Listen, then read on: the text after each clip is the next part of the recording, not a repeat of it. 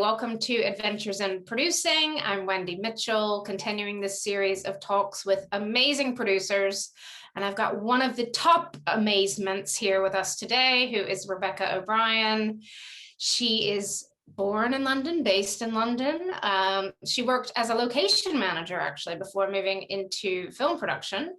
She is best known, of course, for her amazing fruitful collaboration with Ken Loach, I think at least 31 years and counting, starting with Hidden Agenda.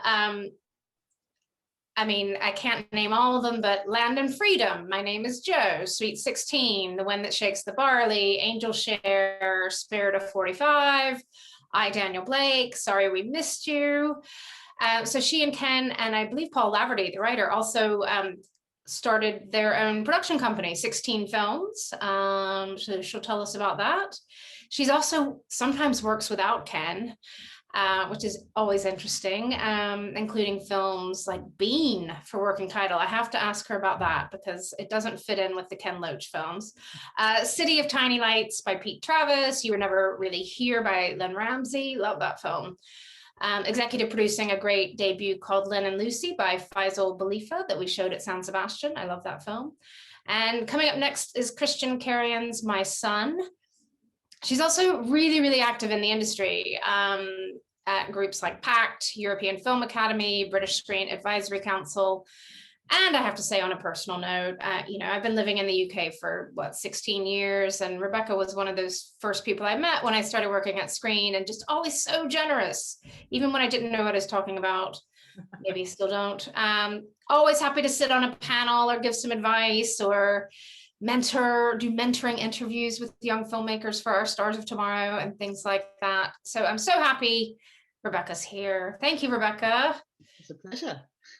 So can you tell us a little bit about how you got your start, maybe not just in the film business, in the creative industries, because you did a little bit at Edinburgh Film Festival and then in theatre.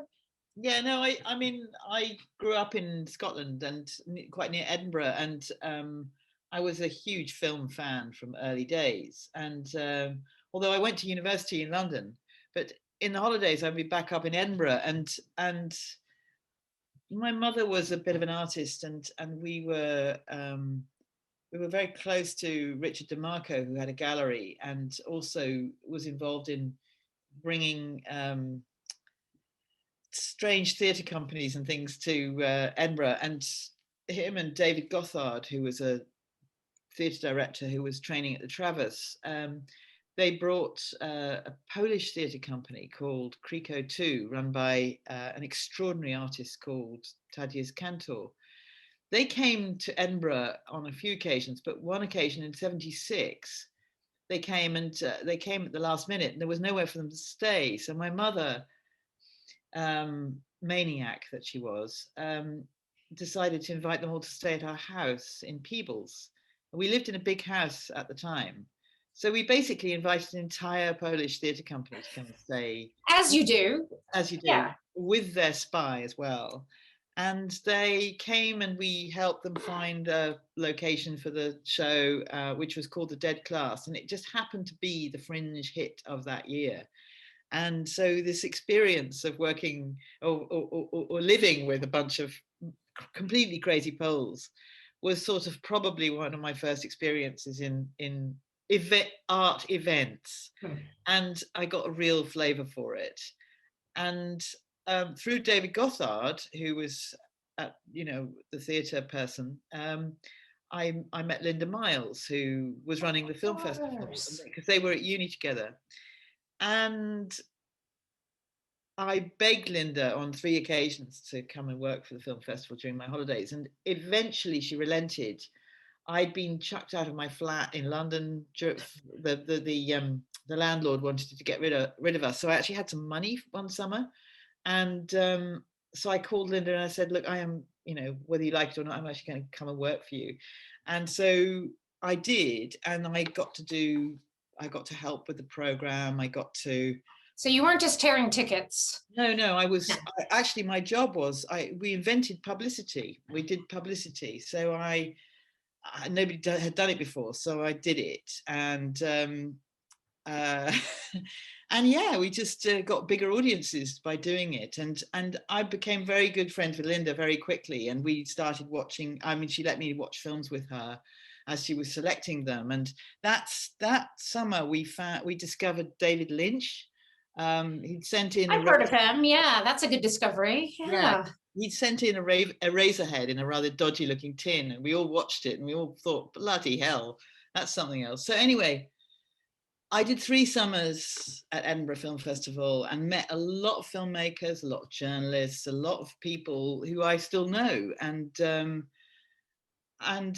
after I left uni, I actually worked in the theatre for a couple of years. I worked at Riverside Studios, which David Gothard, and it's all about who you know, mate. David was involved with, and the first show that went to Riverside was The Dead Class, the Polish theatre company's show. So I was sort of involved with Riverside and Edinburgh, and ended up working at Riverside for a couple of years, working in admin and helping David bring all sorts of theatre companies from all over the world. And I also worked in the press office for a year there as well. And in the end, and we were opening a cinema too. So I was never far from wanting to get back into the movies. And in the end, I sort of thought, I love the theatre, but it's not really me. I'm not outside enough. I want to run around more. And so I went and did a 1-week film production course. Where was that course? It was a company called Crosswind Films in Wapping.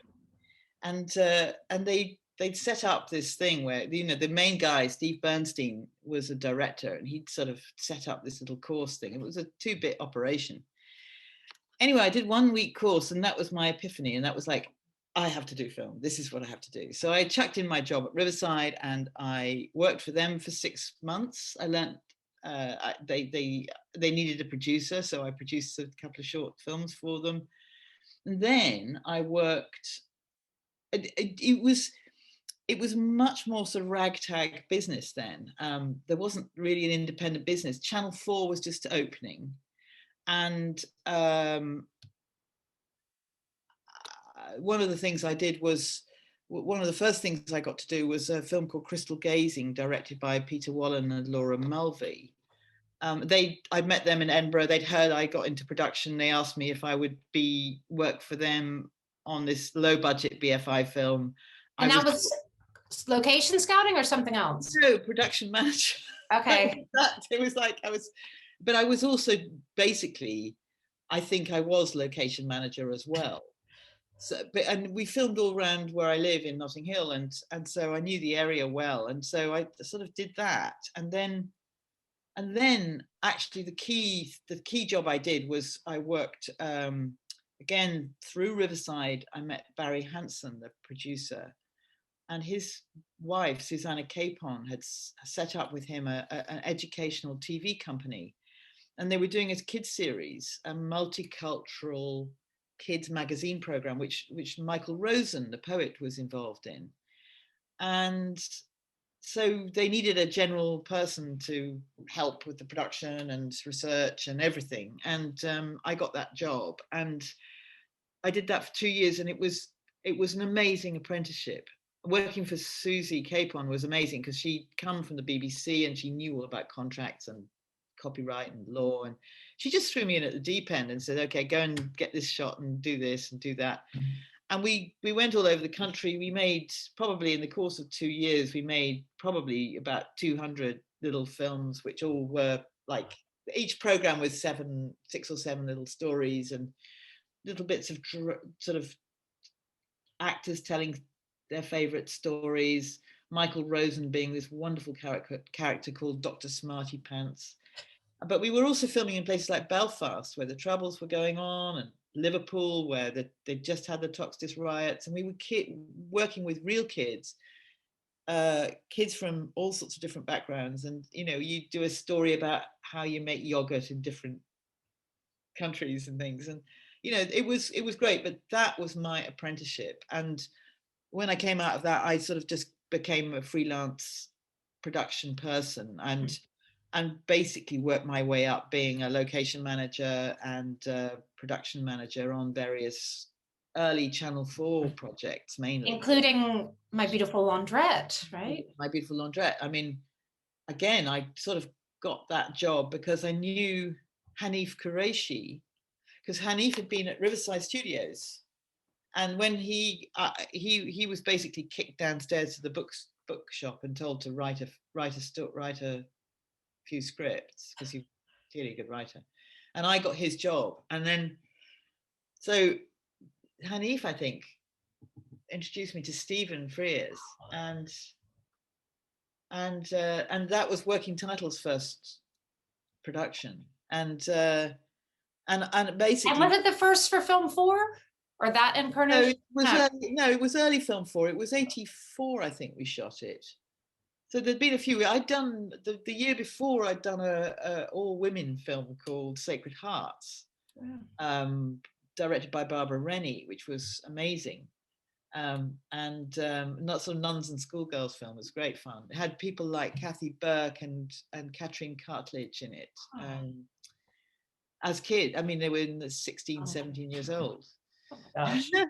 So, but Laundrette was really special because, you know, we were all doing something brand new, and Stephen had chosen to work with very young people, and I hadn't really done locations properly, but he just trusted that I wanted to get on with it. And because I lived very close to him, I was driving him around all the time, and I, you know, chatting away about the film and what you do, and that's how you learn, you know, just chatting to directors. And the designer was somebody I'd done dancing classes with when I was about 5 years old, a guy called Hugo Wachowski.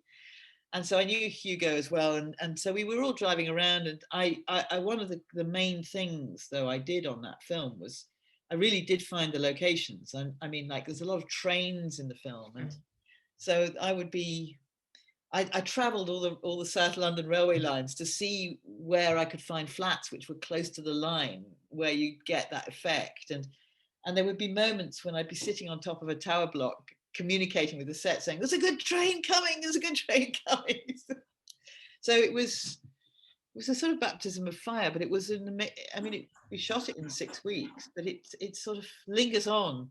Yeah, that's amazing. Yeah, it felt like a turning point in British cinema, that film, obviously. And a lot of good people were on that film, and actors and crew. You know, Jane Fraser was on it, and she became a great production person. And you know, there were Oliver Stapleton was the DOP. There were some great people, and it just had a sort of anarchic feeling to it, and it was just what I wanted to do. And so I sort of went on. I continued doing TV series, because you did TV and you did film, and everything was on 16mm, so it didn't really matter what you would do. It's like now people go back and forth, but yeah. And it was like that then in the mid 80s. And so anyway, I cut my teeth doing that stuff. And obviously new Working Title, and they around about the end of 87, I was Peter Wallen asked me to produce a film called Friendship's Death, which he'd written. And this is your first time as producer. Yeah, I'm a feature, yeah, and it was a very small project. It was but had a young actress named Tilda Swinton in it, right? Yeah, funnily enough, and an older actor called Bill Patterson. And it's a sort of two-hander, and it takes place in 2 rooms, 2 hotel rooms, and it's an extraordinary film.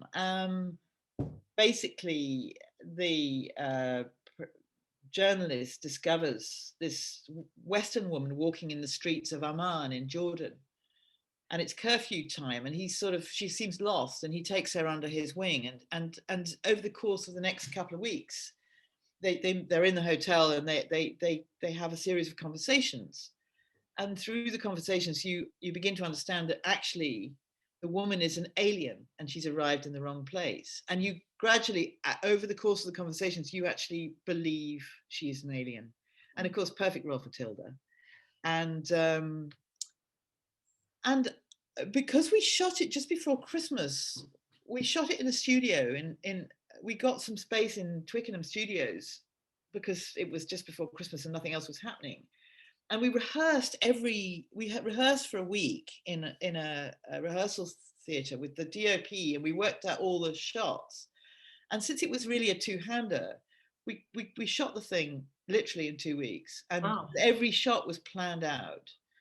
And it's a really special film. And Witold Stock was the cinematographer. And funnily enough, on Monday, Witold and I are going to do a commentary because the film was selected last year for Cannes Classics.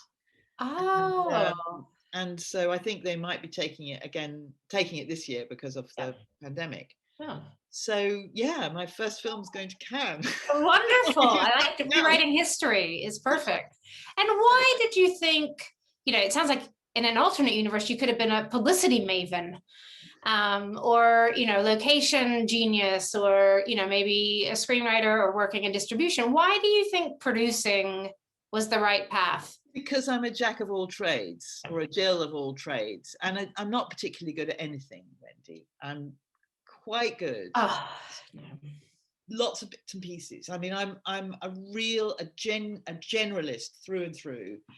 And I think that's what you need to be a producer. You need to just have a sort of interest in all things. I mean, I sort of get bored with detail. And so I think... So if you were in one specific role on a set, then it would be the detail, and you might get bored. But you get to, as a producer, you get to dabble all of it. You have an overview, and I come from quite a line of women organizers. My grandmother, my great grandmother was a sort of grande dame of Edinburgh, and she opened Edinburgh Zoo, for instance, and she was must have been on the council or something like that. I don't know, she was a very important woman. And she was an organizer, and my mother was very good at organizing things, and absolutely bonkers, but could organize. And I think there's a gene there, which is organizational, and it's just being able to open doors and sort of get the overall thing and take it on. And I suppose it suits me to have that, to play that role, and I've always been quite numerate as well. And I think numeracy is quite important for producers, because you need to sort of feel safe with budgets and money and numbers. Yeah. I mean, it's that blend of creativity and being numerate. Yes. I mean, I couldn't decide what to do at university. I did geography because it was such a general subject. I mean, but at school, I did A levels in English, geography, maths. And I wanted to do art, but they said if I did art, it wasn't an academic subject, so I wouldn't go to uni. So I'd sort of do a bit of all those things. And it's just general stuff. But with geography, it was a sort of, I mean, geography, and my subsidiary subject was economics. So it's sort of locations and budgets. And it sort of shows you where I'm at. I mean, I certainly have a very strong sense of location and place, and real passion for place. So, and I know how to read a map, and I know how to. I don't get lost very often, and I sort of have an understanding of place, and I think I'm sort of that sort of grounding is very good for a producer, I think. And I mean, very not particularly good at certain aspects of the job, but one of the things about that is that as a producer, the key thing is to know who to go to, or know how to find somebody who is good at the thing that you're not good at. What would you say, after all these decades in the business, what would you say you're not good at in the job? I'm curious. I'm still not particularly good at script analysis, actually. I mean, I've learned over the years to be able to voice what I like and what I don't like, and to be able to, in a sort of useful way for the filmmaker. Yeah, very general. And having worked in your job in a way as a PR person, when I was at college, I was editor of the college magazine, so I sort of know about editing a bit, and know about words and writing a and bit. communicating. Yeah, but only a bit. I mean, I sort of dabbled here and there in all these different things. So I'm just a bit of an all-rounder. Yeah. I love that. Well, a producer needs to be, so that's perfect. Yeah. Can we ask, how did you meet Mr. Ken Loach? This relationship changed your professional life. How did you meet him? Did you know you wanted to work with him immediately? Well, actually, in fact, I met him first when I introduced him at a screening at Edinburgh Film Festival. When he I didn't know that. How wonderful. But he can't remember that. Yeah. And I was a huge fan. I mean, I really was a fan. I saw Kathy Come Home when it first went out in 66. And I think I was about 9 or 10 at the time. And I remember watching Days of Hope, his TV series, and thinking, this is phenomenal. I just loved what he did, and how he did it was so interesting. But it was through Working Title, and the way it worked was this: I did Friendship's Death, and therefore I was a producer. Working Title, we're all about the same generation. Tim Bevan and Sarah Radcliffe knew me, and so they knew I was a producer, and they were developing a TV series that they wanted to do in Ireland, and they thought, oh well, Rebecca can do that. So I went and did this TV series with based on a book by Maeve Binchy. It's a wonderful sort of schoolgirl.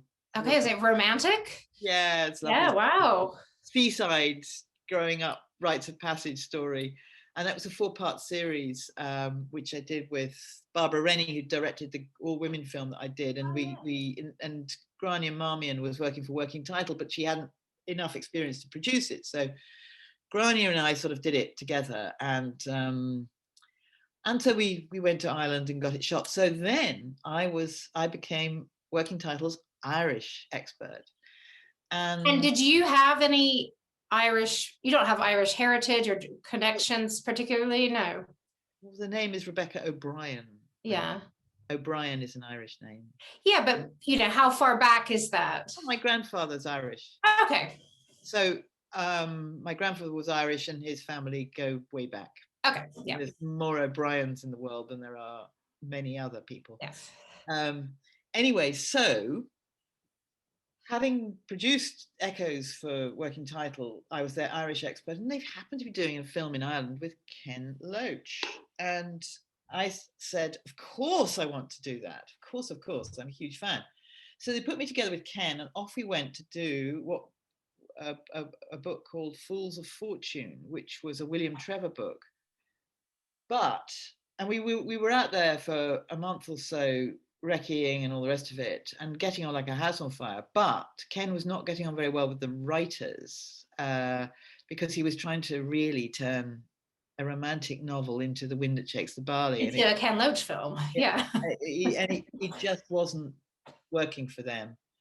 So about 4 weeks away from shooting, we got sacked, and Ken just happened to have another script under his arm, which was something called The Heel of the Hunt by Jim Allen.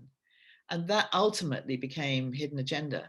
And Ken and I took 3 years to get that developed and off the ground.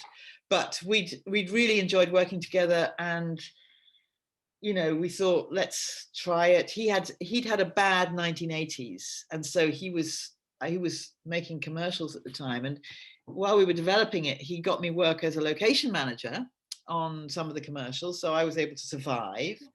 And I hadn't the experience, and this is where being a producer, bringing in another when you don't know what to do, we sort of put a pin in the map of Soho to try and find somebody to help us raise the money, and we came up with Eric Fellner. Oh, and Eric, he's a good one. Eric helped us get the money together for Hidden Agenda. Eventually, it took ages because it was very controversial, and the script was great, but we kept on getting knocked back by TV companies who would love it, and then it went to the top and they said, no, we're not going to touch this with a barge pole, it's so political. But actually, our researcher, Julia Kennedy, was researching for us, and she went back to Dublin at Christmas and met this character who said he was a producer, and wanted to know what she was doing, and she explained what she was doing, and she gave me his contact details, and it happened to be John Daly, who ran Hemdale at the time. And so I put Eric in touch with John, and lo and behold, Hemdale paid for the whole thing. Wow. He paid for the film because they had a sort of sideline in political thrillers. They did Salvador. They did some very interesting things. And so it was a bit of a risk for Eric, but they paid for it, and we got the film made because of their support. And it was a bonkers production because the completion guarantors wouldn't let us shoot in Belfast because of the troubles. Yeah. Until we'd shot all the principal photography. But because Ken shoots in sequence, we had to shoot, because one of the main characters gets killed in the first 5 minutes.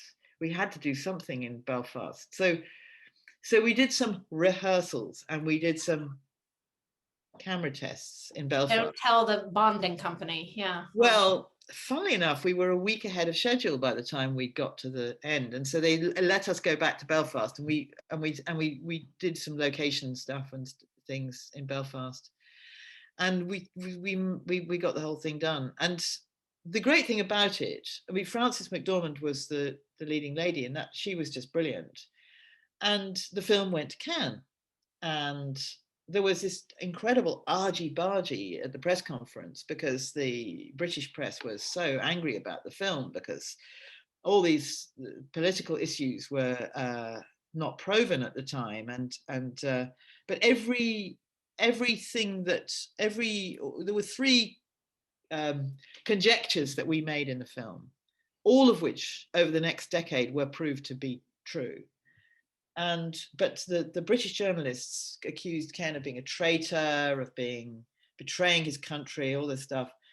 And the international journalists couldn't think what on earth it was all about. But it won the jury prize, and it sort of put Ken back on the map. Yeah. And so from then on, he was sort of busy again. Yeah, and that's a new era for Ken, and working so much with you. I wanted to ask, I mean, you mentioned the controversy with that particular film, but Ken is one of the most political filmmakers out there today. And I think I'm someone who thinks we definitely need political filmmaking. Is that something you get drawn into that sometimes? I've seen you quoted in articles about, disruption in Israel and Palestine with his films. And are you comfortable being that political yourself? Do you like to just let Ken talk about that side of things? Obviously, you must agree with some of his politics, but you're not the same person. You must disagree sometimes. I do. I mean, I obviously I sort of have a left-wing tendency, and always have done. And I think I was never ideological, and I think I've always been political with a small p, but the stories of the films, providing they were well researched, I was always behind them all the way, and on certain issues very, very clearly aligned. And it's very difficult work. Ken includes you in his alignment, so you're sort of almost by default dragged into any sort of debate, but 9 times out of 10 I do actually agree with him, and he can argue the hind legs off a donkey. So it's quite difficult because he's actually trained as a lawyer, as has Paul Laverty. So that, basically standing up to those two isn't always the easiest thing to do. But I mean, on the whole, I mean, I certainly agree with all the politics of the films, and I think, and I've learned so much through doing the films. I mean, I learned all about the north of Ireland doing Hidden Agenda. I've learned so much, and that's been incredible. I mean, I learned about the Spanish Civil War doing Land and Freedom. I learned about the Irish struggle doing The Wind That Shakes the Barley, and all of these. The key thing to the work is that it's so well researched, and I think that that's such an important part of it. And so I mean, I'm with Ken all the way, and I will support him all the way, even if I'm not quite as vehement as he is. I'm, you know, not prepared to lay down on a railway track for certain issues where Ken might be. Yeah. But I will support him all the way, you know. Yeah. I mean, you wouldn't be the right producer for him if you didn't agree with most of these stories that you're telling. Yeah, and I think also the style of producing that I do, I mean, I tend to be non-adversarial. I mean, I think when you join forces with a director and a writer, you're teaming up, you know, you're in it together. So if you're sort of trying to be contrary to what they want to do, then to my mind that's not going to work. I mean, I'm not going to, you know, everything is by negotiation and discussion. And you know, if something's looking like it might be too expensive, then I'll explain it looks too expensive, let's come up with an alternative, not saying no, you can't do that. So it's a sort of, I mean, you know, it's a sort of a sort of discussion, and those sort of elements are always part of producing. And I mean, I think over the years, I've always explained to Ken what I'm trying to do, and he's always he's always known what the budget is and things like that. So it's like we're all in it together. Yeah, I wanted to talk. I think it's one of the most successful sort of triangles, triumvirates, holy trinities, is you and Ken and Paul Laverty. And I know you could probably write a book just about how the three of you work, but can you tell us a little bit about, how do the three of you tend to collaborate? I know it might be slightly different on each project, but you know, how do you fit together? The way it works, I mean, it's evolved obviously, but Paul has the ideas, but the ideas are sort of ongoing, and there's sort of the discussion is a continuing discussion about politics and issues and all the rest of it. So it's and the three of us might meet for dinner or something, either before or during whatever we're shooting before, and then we come up with Paul might sort of put three ideas to us, and Ken will perk up mainly at one idea, and then that's something that, you know, so it's sort of something bubbles up to the surface that seems to be the thing we should do next, and then Paul goes off and researches the idea, and he might, and sometimes Ken will go with him. So for instance, with Daniel Blake, Ken and Paul traveled the country and met a lot of people in different places, and Paul will do the reading and talk to lots of people, and he's really great at that. And then he'll go away and he'll come up with a few pages of character ideas, story ideas, just a sort of scattergun approach to different. It's not like a perfect treatment. It's just ideas on a page and then he'll talk that through with Ken and me, but mainly Ken, and then after he and Ken have had proper conversations about it, Paul will go away and write the script. And 2 weeks, 2 months later, he will come back with what is very close to the final draft. Wow. Then Ken will sit down and work with him for a couple of days on the detail of the draft. I won't read that one. Paul will go back for a week or two, come back with a new draft. That's what I will read, and I will make some general points about it, and Ken and he will again go through it a bit more, and then he'll go away and then comes back with a finished script. I mean, Daniel Blake, basically, I think I was in the middle of shooting City of Tiny Lights, and Paul sent me the screenplay and said, don't read it until you finish shooting. But I did read it, and we shot that, 6 months later. Wow. It's that quick, the turnaround. But we need 3 months to do the casting. Absolutely essential to have a long period of casting. And then once you get that more like the shooting script or the final script, is that when you were like, okay, this is going to be 80 locations, this is going to cost us £3 million, I'm going to go to our usual partners? Is that the stage, or are you doing that a little bit sooner? No, I might have alerted our usual partners to the fact that there is something coming down the track, but and then when I've got that draft, I will send it to them, and and then in the meantime, I'm looking, we're finding the place to do it, and we're looking for key crew. But we have a bunch of people that we've worked with before, so we have the same production designer, the same editor, the same composer, a lot. We've built up a gang of people over the years that we go back to. So there's a lot of conversations you don't have to have, but then so then you can concentrate on the new story, and you can concentrate on the casting, and you can concentrate on how best to tell that particular story. So that's what we do. Yeah. And you mentioned casting, and I have to bring him up just to let everybody know that I did one of his such an early interview with Martin Compston.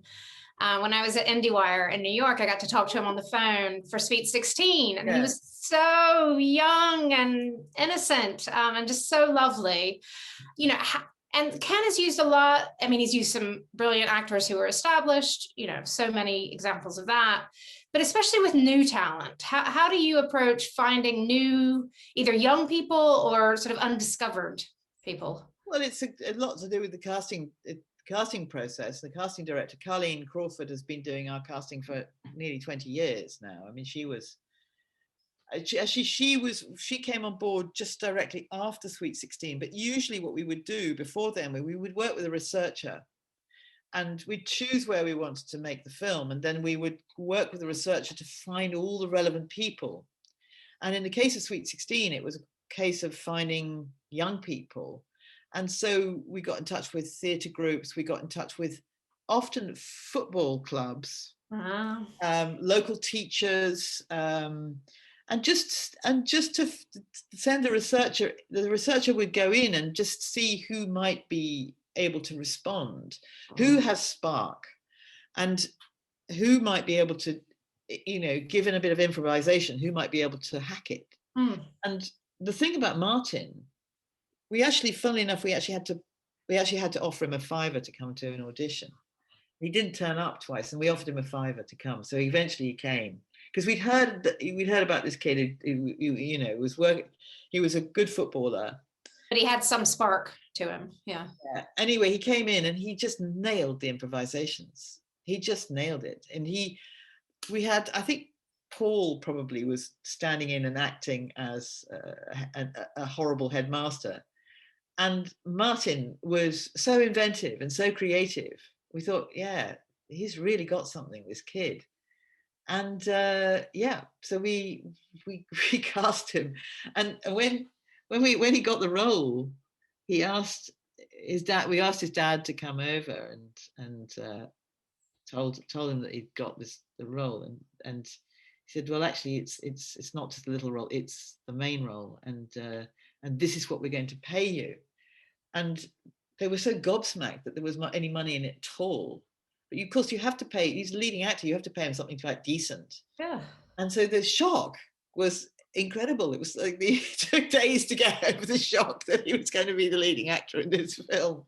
And on the same week in which he was cast, he was also scouted for Greenock Morton, the football club. And we had to persuade him that, well, actually his dream was really to play for Celtic, that if Celtic wanted him, they would have got him by now, so that he should come and do our thing. So luckily he did, and the rest is history. Martin. Oh my God, I just watched the new Line of Duty. Oh my God, it's amazing. It must feel great though to sort of help discover somebody and then watch them flourish. Wonderful. There's some, it's a wonderful experience, and when you work with young actors and then you see them go on to do amazing things, it's just great. Martin's a particular special one though, it really is. Every film has its difficulties. That's one reason I wanted to do this talks with producers, because I'm in awe of everything you pull off every time a film is made. Can you think of, is there one Ken Loach film that was the hardest to make? Was that Hidden Agenda, or was it something later? I mean, it could have been Hidden Agenda, but in a way, Hidden Agenda, the thing with Hidden Agenda was the money was in place. We got the money in place, and then it was sort of hair raising, because there was the moment when Royal Ulster Constabulary turned up on the penultimate night and told us that we should get out. Yeah. And that we were propagating lies with the film that we were making. That was a bit scary. But actually, no, the most difficult was probably Land and Freedom, or The Wind That Shakes the Barley. Doing period war films on low budget is not easy. And Land and Freedom was difficult because it was the first co-production we'd done. And we sort of invented the way that the rest of the films were made, or for ourselves. I mean, it was our first experience. And because the film was about the Spanish Civil War and set in Spain, obviously it made sense to have a Spanish co-producer, and the Spanish co-producer begat a German co-producer. We met Uli Felsberg, a German producer who was just wonderful and really helpful. And both the Spanish and the German co-producers had a lot of experience of co-producing. And Sally Hibbin, who'd been producing some of Ken's films, she did Riff Raff, Raining Stones, and Ladybird. Sally came and helped me. She came on as an exec as well. So she helped get them, put the patchwork quilt together. So she had gone to a film festival in Spain with Ladybird, and with the express purpose of seeing they could find a co-producer, and she did. She came back with both Gerardo Herrero from Tournesol and Uli from Road Movies. And I mean, I continued those partnerships for the next 15 years. So that was very, very effective. And we were still part of Eurimage then. So we were able to apply for Eurimage money. We also pre-sold the film to France and Italy. But doing all of this and getting the sort of applications in and doing all the legals and all that sort of shenanigans, whilst prepping a period war film, was actually not easy in the middle of nowhere, because where we were on location was deep Spain. Okay. And especially setting all that stuff up and finding the right partners for the first time. Yeah. That must have been quite a challenge. Spanish isn't my best language, I don't have any good languages. I'd learned Spanish, but of course we based ourselves in Barcelona, where they speak Catalan. Yeah, it's clever. But they did speak Spanish in Mirambel, in the area where we did the bulk of the filming. So that it was an international film, and it was with an international cast, and it was quite a difficult thing to get together. And I also had my young son with me, because I had a baby after Hidden Agenda, and Jack was 3, I think, at the time. So he was traveling with me as well, and it was actually quite a difficult thing to do. It's just wow. But actually, it was also the most rewarding thing, and it was such a passionate film to make. It's a great story. It's the militia, the people who play the militia. We're still in touch with them all still now. Paul Laverty was one of the militia. We cast him in it, and some fantastic people from all over the place who are still friends. And Ithia Boyen is also in it, who's now obviously Paul's partner, and they have 3 director in her own right. Yes. And actually, I'm developing a TV series with Paul and Ithia for Ithia to direct. And so, lots of relationships were spawned in that moment. It was very special. There is now a Ken Loach Street in Mirambel, and we had a celebration about a year and a half ago when we went back to visit Mirambel, which was just so wonderful, so moving. And wow. It's great. I mean, would you say, is it hard to pin down the favorite? Do you have a favorite of Ken's films? Is that Sophie's Choice? It's really difficult because, obviously you love each film. You like each one for different reasons. For different reasons. It's you can't have a favorite child, for instance, and they are children. You've nurtured them from scratch and they've grown up. But actually, Land and Freedom is probably the one for me, because it was so difficult, it was so passionate, and I think it's an amazing film. I love the film, and all the people who were involved with it are very special to me. And it was because it was just the first in so many ways, and it set the agenda. I thought I thought I might get to do 1 or 2 films with Ken, not 16 or whatever it is we've done. Might be even more. Yeah. What about winning the Palme d'Or with When That Shakes the Barley? How did that feel for you walking up the Palais steps? What do you think? It was just phenomenal. I mean, you don't know you've won it. You know you've won something. You know, or you get called back that something related to your film might have won back. something. You get called back. But actually, you could be one of 5 prizes, because it could be the jury prize, it could be the Grand Prix, it could be Best Director, it could be screenplay, you know. Yeah. So to get called back, I mean, I sort of, having been up the red carpet so many times, we've had so many of our films have been in competition. I think we've got the world record of films in competition. But so you sort of get to know how the thing operates, and you can sort of begin to read the runes. And I sort of thought, I had thought it might be us, but you know, you can measure all sorts of things. I mean, we thought we might win it on Land and Freedom. Yeah. And we'd actually been called back, and we were sat on the plane to come back, and we were told in no uncertain terms to get off the plane. Never mind. Oh my gosh. And apparently there had been a huge row on the jury, and a Mexican communist said, you know, over my dead body should this pariah of a film win. So we didn't get anything for that, apart from the ecumenical jury prize, which we had won several times. Yeah. So by the time we got to the When That Shakes the Barley winning, it was a really very, very special moment. And I can't tell you what an amazing feeling it is. Just because it's the filmmaker's prize, it's sort of,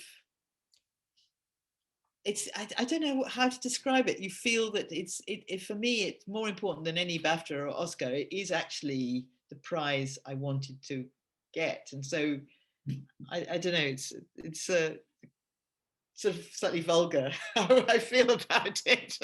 But I think anybody being honest who's ever won it is ecstatic for so many of those reasons, that it, you know, it's a jury of your peers on, you know, the most respected of the film. And it was stages. it was a difficult film to make. It was again another very passionate film. It was because it was another period war film. It was very tough to do.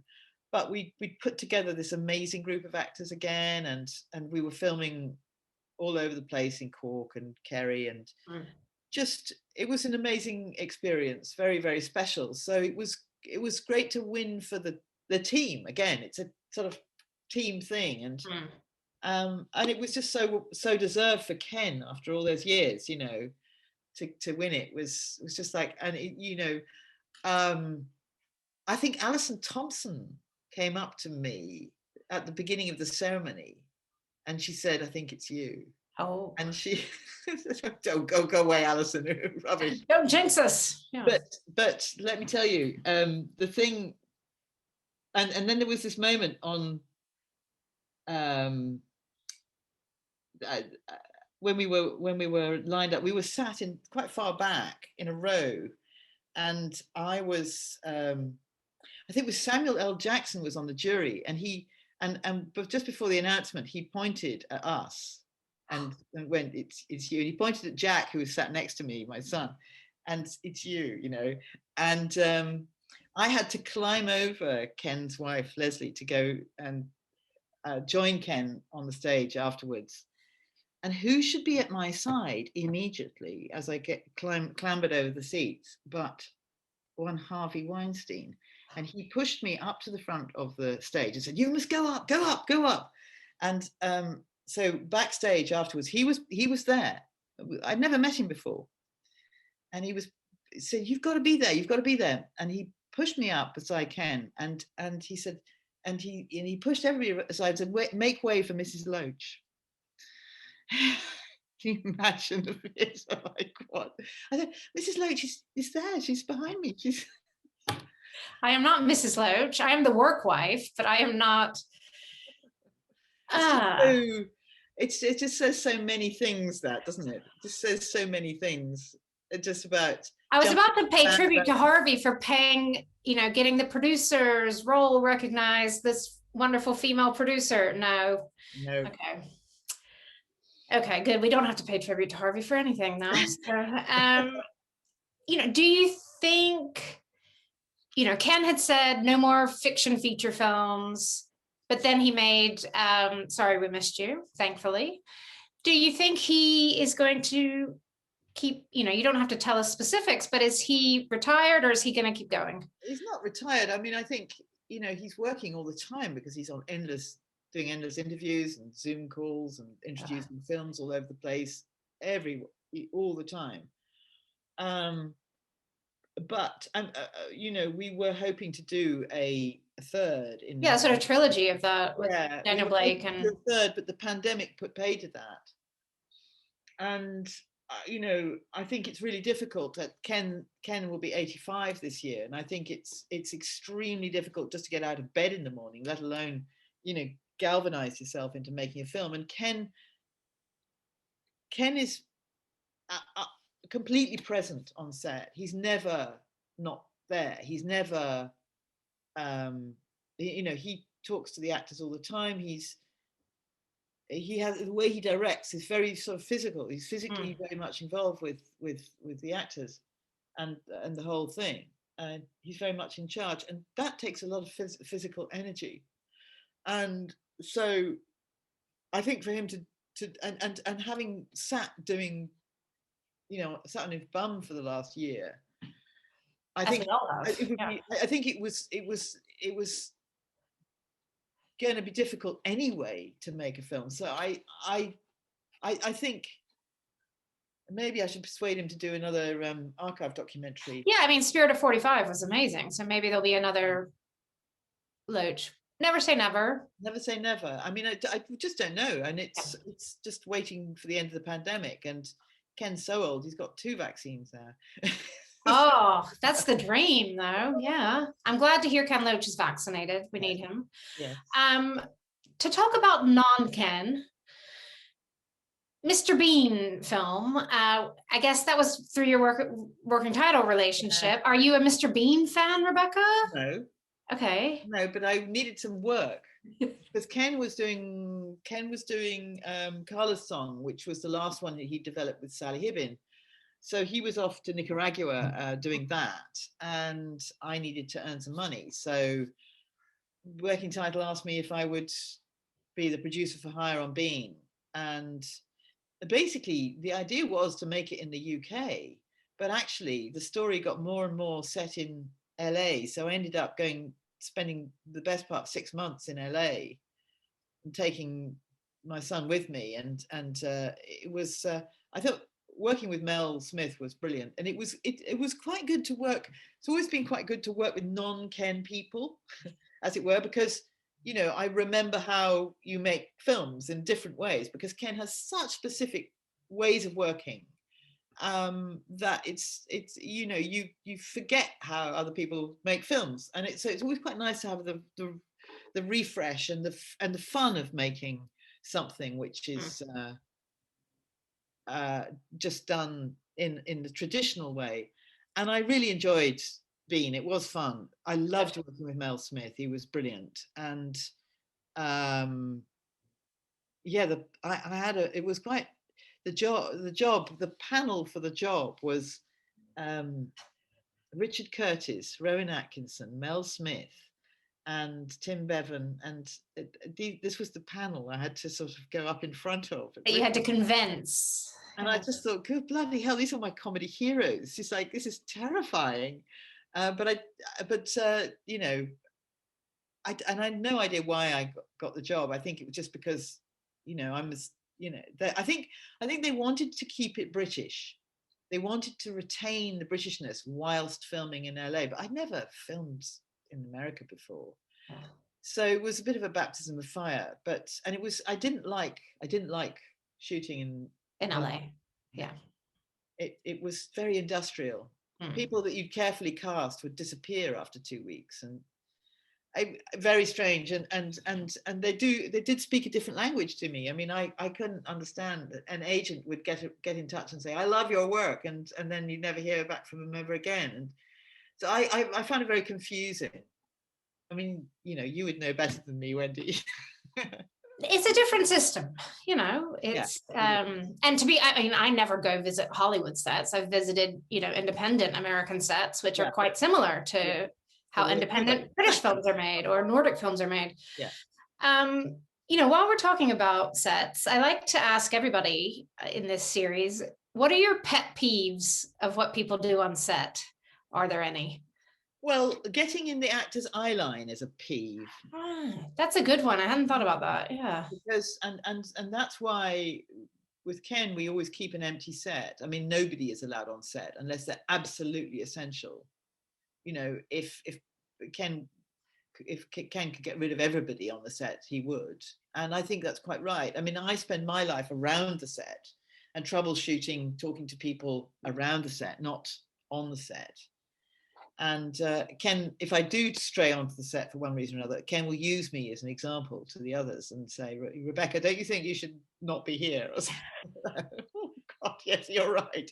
And then other people leave. But in Spain, they invent words for things. And they invented a word which was for being on a Ken Loach set. And that was, the word is amatojarse, which means make yourself like a bush. So that's my pet peeve, is people who do not amatojarse. And I love that. Yeah, and when you see our films, you may see gravestone or a tree, and I might well be behind that. Okay, so you're not a cameo. You're not in the cameos on the film. Never been a cameo. Yeah. Yeah, I find, you know, anytime I'm on a set, it's either as a journalist or as somebody doing interviews for the production notes. Yeah. Or EPK. And I always feel like I'm in the way. And I'm like, if I was a filmmaker, I do not want me interrupting your work. You don't. You absolutely. And I find it quite weird when filmmakers are like, please come visit the set. Like, no. Yeah. Make your film. That's why when I invite journalists to the set, I'm the person who looks after them, because I find if I have a unit publicist is another person that I don't need to be there, and I know enough of the press and I know what to do enough, and actually don't have, if everything's going all right, I have less to do. So actually it's better for the producer to look after the press, because they can then say you don't want to be here, and then they can talk with authority about the film. Yeah, and who's doing what and where. And yeah, I always stick with the producers when I go. And I thought we were friends. You've never invited me on a Loach set, but maybe the next one. The next one, Wendy. Okay. Definitely. And I'll stay away. I'll be the bush. The other question I like to end on is just, what do you think, this could be a book. What do you think people in the industry or outside the industry misunderstand about what a film producer actually does? Well, I think it's difficult to define, but I like to define it as a sort of the macro view, the overall. I'm around from inception to archive, so, and I am what you call the first second opinion all the way. So where the director does the detail, the producer does the producer is the interface between the public and the film, which is very much a way that the location manager is. And on a sort of micro level, the location manager is on the floor as the person that is the wall between the film and the public. So the producer is just a bigger scale version of that. So I'm the person who will be the interlocutor between the film and the distributor, the marketing, the getting it out there. And because I've been with it, developing it, and around when it's been cast and shot and all that, edited and stuff, and I've been Ken's sort of right-hand person in that throughout all those procedures, I think that's the way I would describe it. It's very, very difficult otherwise to describe what a producer does, because you do, obviously you've got to raise the money, but actually that's only a small part of it, really. And there's so many other elements to it that it's difficult to describe. It's just like being a fellow traveler with the director, and where they're doing the detail, you're doing the sort of the PR job. That's a brilliant way to put it. And I think we're going to get some t-shirts made that say Inception to Archive and get them for the producer. Gosh, thank you so much, Rebecca. So many great stories. Maybe this is going to be part one of a 10-part series with you. We'll see. It's in danger of doing that. I could do it. I would love to hear in detail about each one. But thank you so much for your time. Congrats on so many great films. We look forward to more. And yeah, the next one to launch will be My Son. Will we see that later in 2021? Hope so, yes, I think so. Hopefully. Okay, so this is Christian Carion, the French filmmaker, and set in the Scottish Highlands. Yes, absolutely. Exciting. Thank you, Rebecca. Great fun. Lovely to see you, Wendy.